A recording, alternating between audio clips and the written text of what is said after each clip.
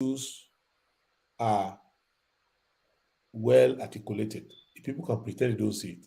However, if you look at chapter 2 of our constitution, it has given us um, some common interests that we must all pursue. So those common interests are contained there as fundamental objective of the directive principle of state policy. So wherever you are, who take over government, that common ground is there. So the winner cannot take all. Unfortunately, however, Tinubu is breaching it, is not following it. He's doing the opposite. He's not following it, and he doesn't give a damn. And the voters don't, and the media don't give a damn. They will only tell you about the ethnicity of the person he shows. Why is he choosing this person? And salacious stories, but they're not analyzing it from the constitutional oath of office that he took, where he said we'll observe chapter 2 of the Constitution. They are not measuring that. They're just creating other distractions. Thank you. This Nigerian life, self. I think that should be the next this next book. Dr. Rudolph. Dr. Damage, you are muted, actually. Okay. Hi, Prince. Nice to see you. It's a pleasure to report for duty, sir. First of all, let me apologize on behalf of all the people who run podcasts, because Ovie invited you over and came late. came late to the show. So he reported you. That's unfortunate, but you're my mentor, so maybe you're not doing something right. He's just learning, so let's give him a slack, you know. Thank you. Yeah. I know you are coming on the show on Saturday, and we are going to have a long conversation on so many things. But you said something here that I wanted you to expand on a little bit. You said that winning an election and being useless to the people. I think you were referring to Buhari, and you implied that something about being compromised. I wanted to talk more about that, especially when you said that if the Western people are clapping for you, they're happy to have you in power. That means that, you know, they see opportunities. They think you do things for them. I wanted to clarify whether people in those positions, they do things for these Western nations because they are compromised or what? And also the opposite, which is if you don't do what they wanted or what they asked you to do, then they plot against you. You know, you can go back in African history and talk about people like Patrice Lumumba, so many African leaders who were removed because they didn't play the game. So I'm wondering, what are you going to do if you find yourself as president? What side will you take? First and foremost, if your people make you president, it must be on the mandate. That's why we are open from the beginning. They want you to govern them and be responsible for their welfare, and they want their shared national goal. And I believe that if you die doing that, you know what you die for. If you live, you have achieved something. And you saw how Nyerere tried to confuse the Westerners by even not speaking English, just speak Swahili. So how are you going to confuse me now when I don't speak your language? You know? So I won't teach your language, I won't speak your language, I just mind my business. However, you see Lee Kuan Yew, who went for them, is like foreign agent. But he has a very small country that they were interested, just like they're interested in the Suez Canal, they're interested in the Panama Canal. That's how they're interested in the Singaporean one. So people just talk about Lee Kuan Yew.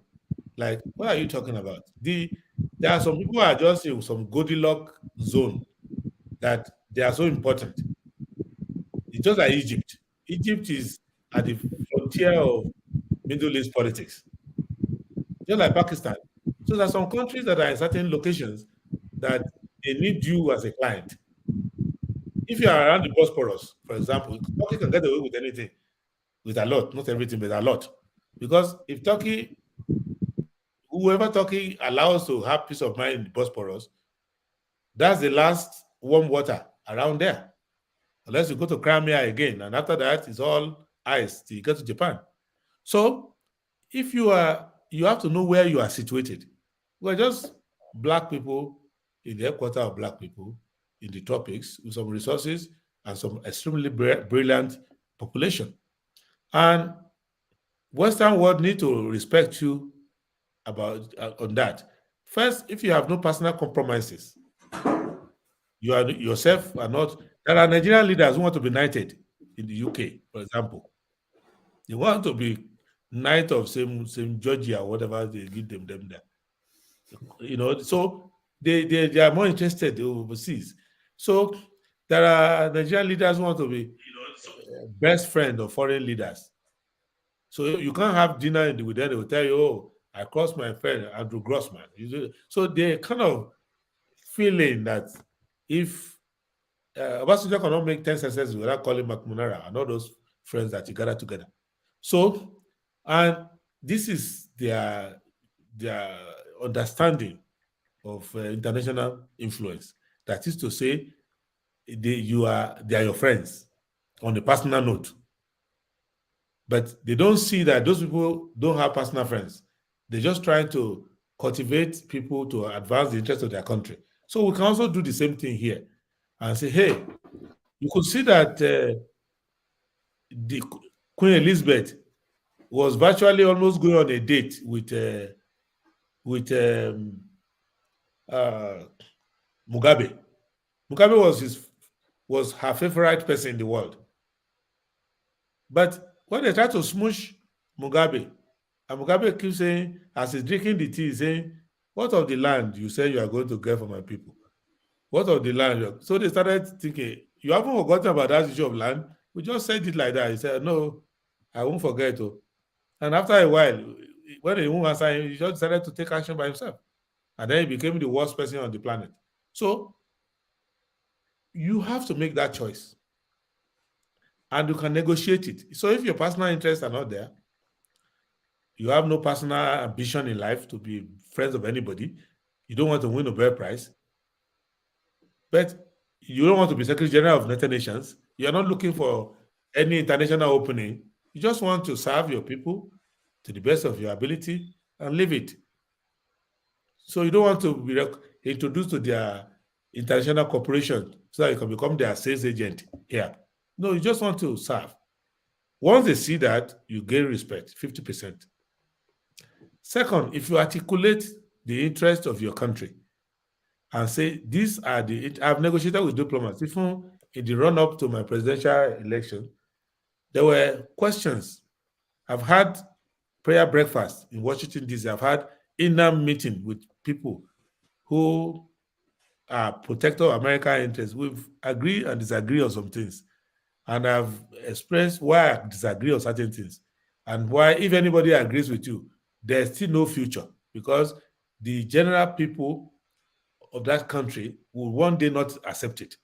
So you might as well just allow some degree of development. So it is possible for you to do a sound negotiation, the kind of negotiation that Mandela had before leaving Robben Island. You can have robust negotiation. And the kind of negotiation about Tinubu is doing, he started doing it in Paris. He's doing it with them now. He's doing it everywhere. So you have to have your priorities right. The problem in Nigeria is that the belief of our people, our leader, is that the Western world can develop you. It's a sincere belief. It's an erroneous one, but they believe so. So if you look at our president, he's a product of their university. Many of his ministers are a product of their university. They believed in their economic model. So it's like a satellite behaving like the metropolis. So you are a satellite, but you are playing metropolitan politics. You are a raw material producer. You are adopting policy of industrialists. You are a worker. And when they tell you that the Dow Jones and NASDAQ has gone up, you clap. But you are a worker. You're not a shareholder. So that's not where you should. When they say minimum wage has gone up, purchasing power has gone up, stock options has gone up. As a worker, you jump up. But when you don't know, in the US all the time, I always make a joke when I see people arguing with me, and they say, "No, the president is doing well. Look at the Dow Jones has gone up." I always tell them, "I have shares in Dow Jones. Do you? You don't. You just sell Starbucks coffee. You don't understand it's against your interest. Really? Say yes. Then you explain to them that the quantitative easy makes you poorer. The Dow Jones money is tax cut that they give to the rich people that they put there, and they're going to flip it. Then they say, okay, it's not fair then. So that's like that. So this conversation goes on. People don't know their interest. My son says he's going to vote for Trump. I'm not against him, but I asked him a simple question. Do you know why you're an American? He said, I don't know. I said, you're an American because of the 14th Amendment.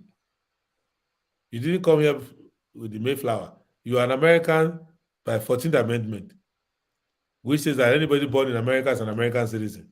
And Trump says it's a bad law and wants to remove it. So if there was no 14th Amendment, you won't be able to vote. He said, okay, I'm going to think about it. So I'm not saying don't vote, but he's going to think about it.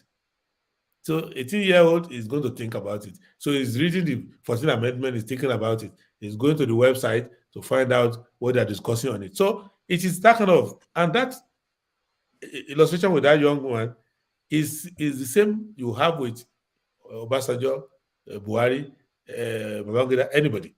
Don't assume that they already know it. You still have to. That is why when you come into leadership, there ought to be, and what there isn't, there ought to be a permanent national interest body.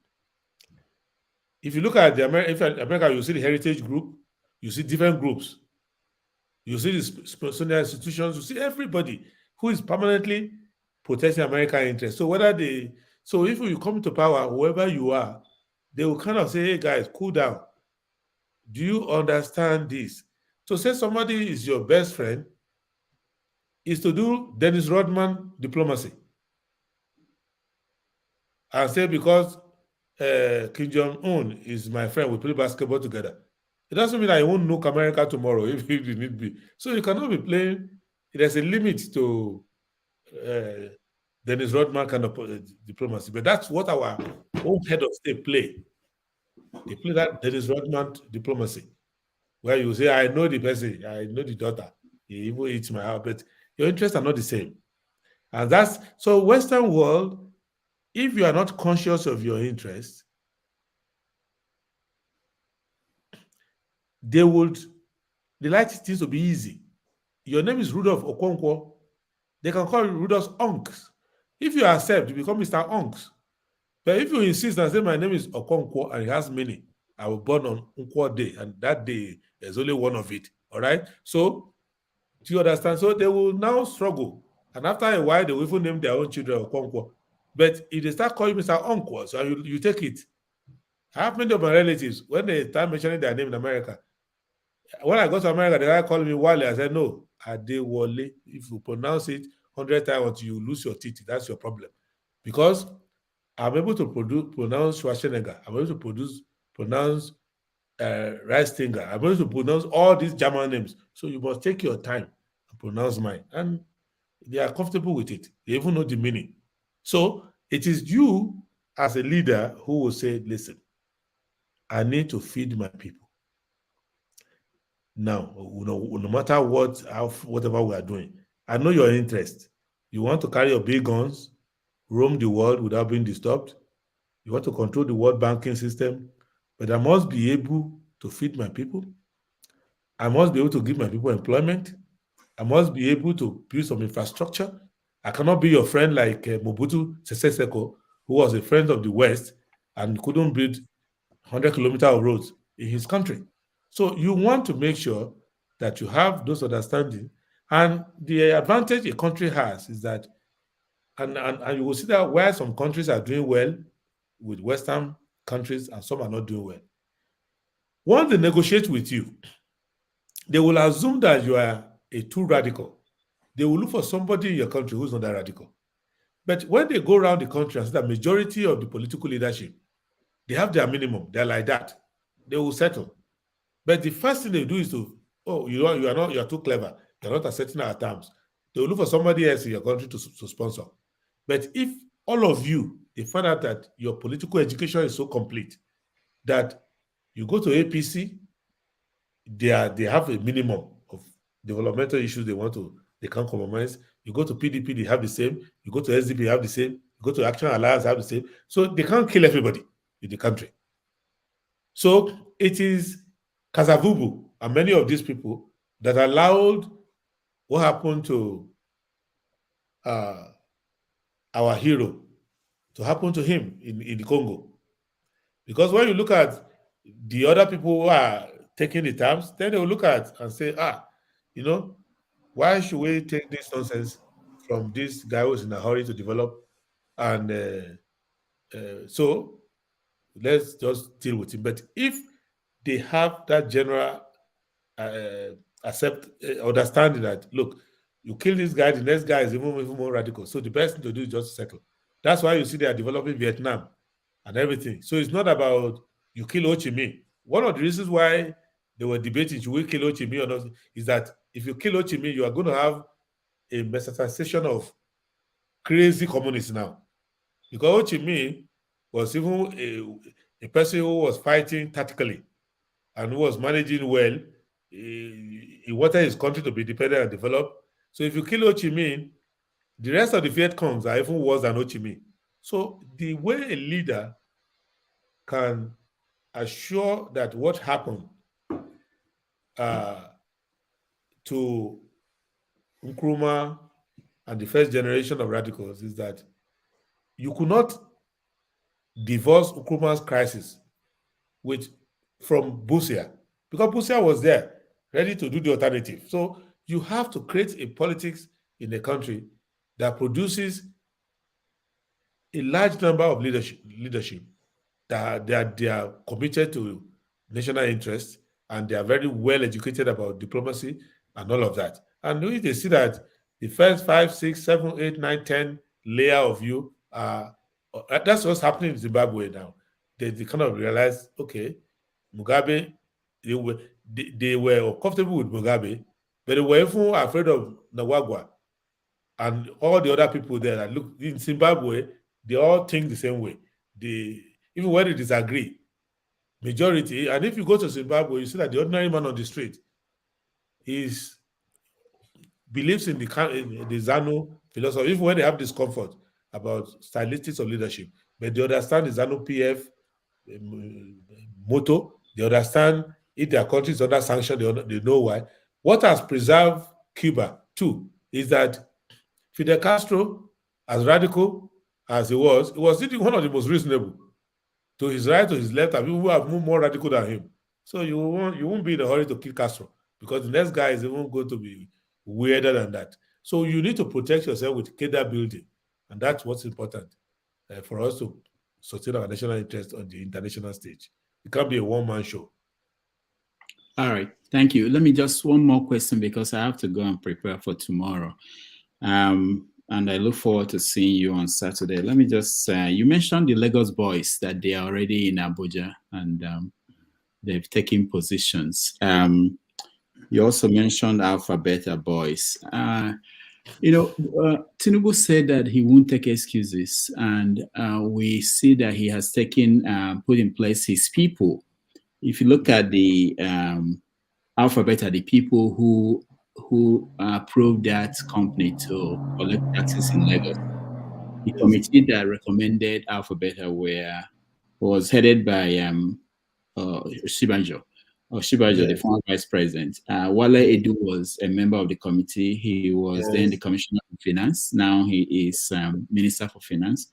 And then the central bank governor, the current and newly appointed central bank governor, Yemi Cardoso. Yeah. Yes.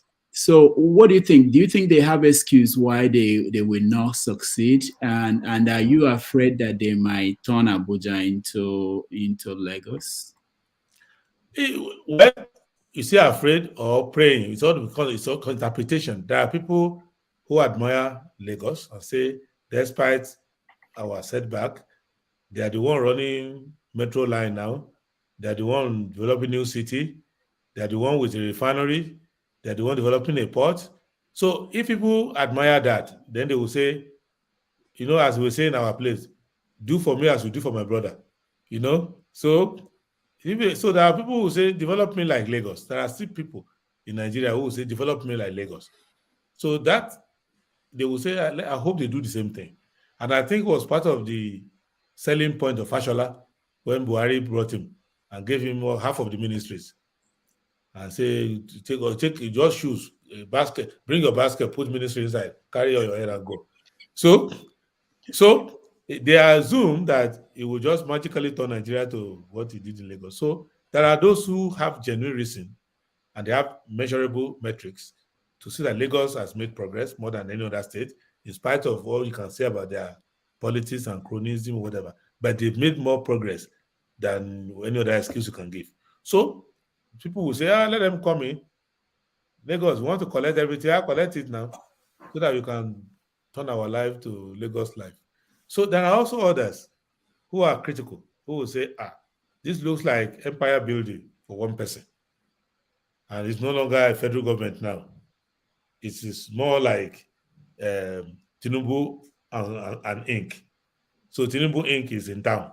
So whether they are saying out of envy because they have their own ink which is not working, so which run out of ink, or they are saying on a cautionary note to let us know that this might be the beginning of Berlusconi kind of setting, literally, where the businessman becomes the president. And there's no difference between the government and the business community. So, but there others are going to analyze from area of competence that, okay, now if Tinubu has all his people who if he just blinking, they know what he means. When he's sleeping, they are taking instruction as he's snoring. They know the meaning of his snore. That it means that they're calculating it. They know everything. So if he's not around, they know why he's not around. So, and all of that. So if he has that full complement of his whisperers, then in 3 years' time, we will ask him the question. You got all your kingdom and everything added onto you. Why have you not delivered, or why have you not delivered more? So that's the way I see it. So I am of the view that if you can trust him with the presidency, you should trust him with the right to choose his team members. As long as he's not violating the Constitution, and if he's annoying those who help him to get there, that's even good for me. So it's not my problem.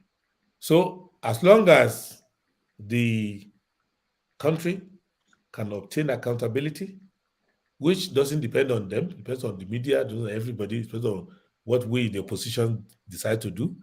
If we can ensure that the rule of law is in place and I can say what I like without being harassed and everything, and politics is becoming fairer, where I can actually be parading. When Tinubu is coming out of the villa, I will see that I'm always circling the place in the morning, with a white chicken in my hand, say I will take over this place from you. I can't do anything about it. So, so he knows that it's a democracy and it's there for the time being, and I have a right to circulating the place, praying that I will take over the place. So, if that open space is there, then we can start measuring how they are doing, and we can start preparing a scorecard for them. And hopefully, people are not going to tune off or forget about it and later come in 4 years' time and start the same argument again. So if we follow it every quarter, like now they've managed, by the time they do Christmas, they've done 1/4, the 1/8 of their government. By the time we do May 29, they've done 1/4. So we are rubbing our hand and waiting for 2027. So this is how I see it. So everybody will see from their different perspective. But to summarize, there are those who admire Lagos. There are a lot of Nigerians who admire Lagos. Sometimes when you interact with state government, and they say, in Lagos they did this, they also try to copy it.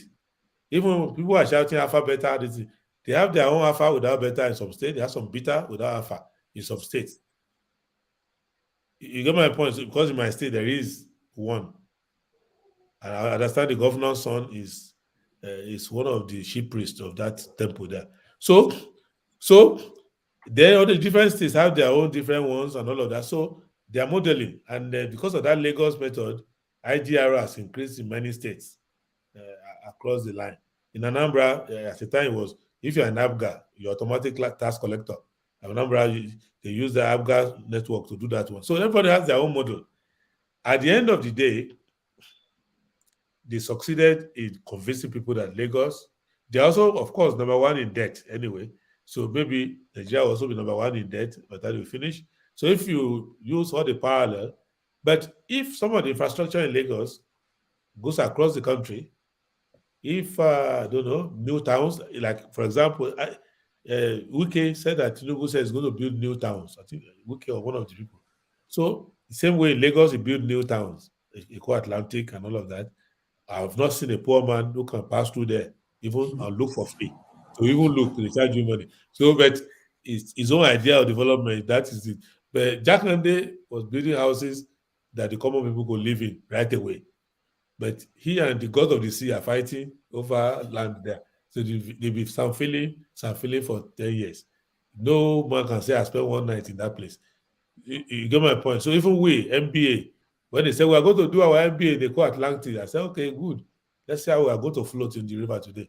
When I got there, we were only parking our car there. We went back to the same Eco Hotel in Victoria Island to go and do the session. So, but to some people, that's an achievement. Lekki, which is a new slum, but with people using expensive phones, it's also seen as a development to the people. But it floods there every day.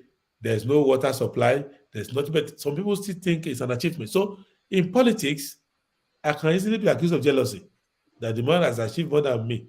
My achievement is talking on TV, and he has done all of this. But if we are using developmental metrics, because if you know Cote d'Ivoire, we took the World Bank loan together around the time of Shagari.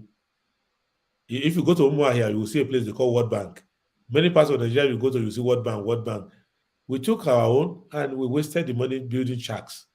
But in Ivory Coast, they use their own to build Do Plateau RGB. And if you see, well laid out, nice modern city. So our concept of housing, all these things differ. So that is why I am looking at the Tinubu's government. There's nothing for me to be envious of or jealous of, because it's like we go to school. I'm in science class. You are in art class. Why should I be jealous of you? My courses are not your courses. So that's if you score A1 in English, I score A1 in maths and pass in English or credit in English, I'm fine. I don't have to be jealous of your A1 in literature. I don't need it for botany. So my developmental model does not require any of this cosmetic development that they're doing. It's rooted in the people, to try to get the people to be productive, not to build museums for them to see and shopping malls for them to walk through and buy shawarma and walk away. I want them to be productive. So that way, but there are those who follow that model. There are people who believe that Dubai is a developed city. I don't see it. I just see that they use their oil wealth to build for themselves shopping malls and estate. It's not sustainable. I rather spend the money on industrial production and things like that. So one city in China is worth more than UAE complete. One city in China. Guangzhou in China is far better than UAE and Saudi Arabia combined. So I want a country, an economy that has roots in it. I rather have a Jakarta still working and no Eco Atlantic, because if I'm producing steel I'm giving back to industries. I'm doing things. I'm doing other derivatives from it. So these differences in our philosophy is the reason why whatever they are doing, it doesn't move me. And I wish them well.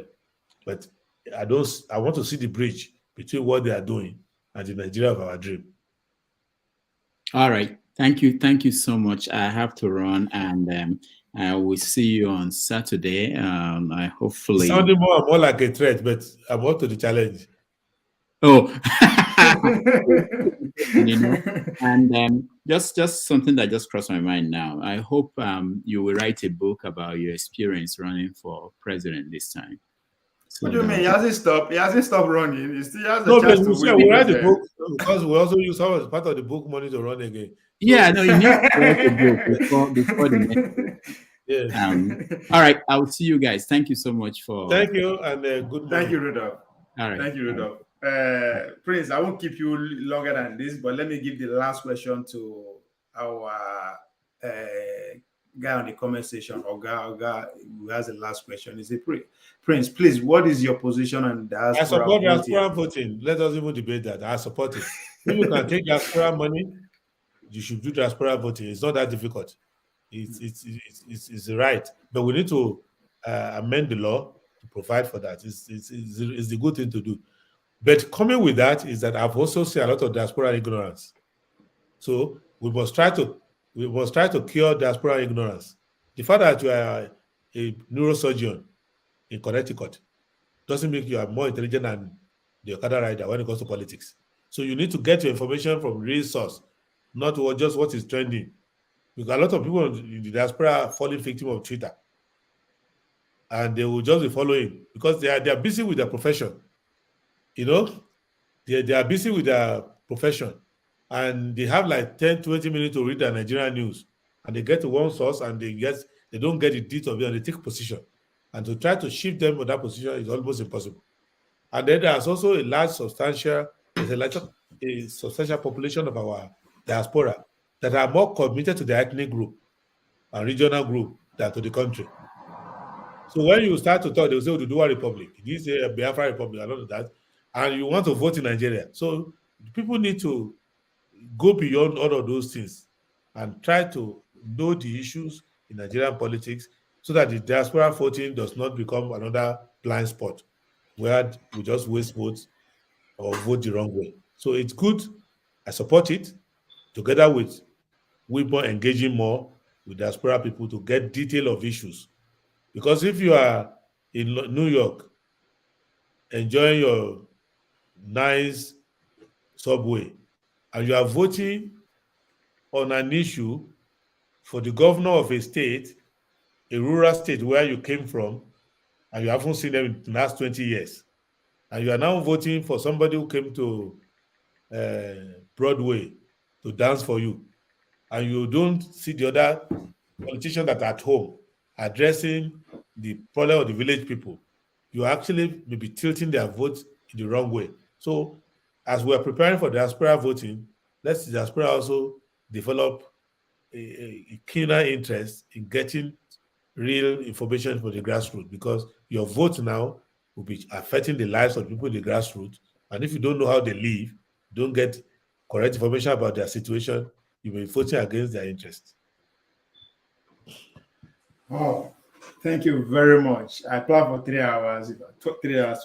Thank you very much, Prince. And I'm very sorry for that initial hiccup. No problem. It's not that I came late. No, before the next 7 years, I will have forgotten about it. I won't mention it. No, seriously, you said a lot of things that I have to get to work. I have so much to still read or research on. I appreciate it. I think Namibian pass among everybody that come to this video. I really appreciate your perspectives on things and your wise counsel. And I hope we will have the pleasure of having you again and talk more. Thank you. Thank you very much. Thank you all, and I thank everybody, and I say, God bless Nigeria. And follow Prince on Twitter. I think he's very active on Twitter, so you get latest on what is happening too on his side. and follow our platform or our politics on Twitter and every other platform. As I'll bring to you again tomorrow. Ciao. Thank you, Prince. Thank you. Yeah.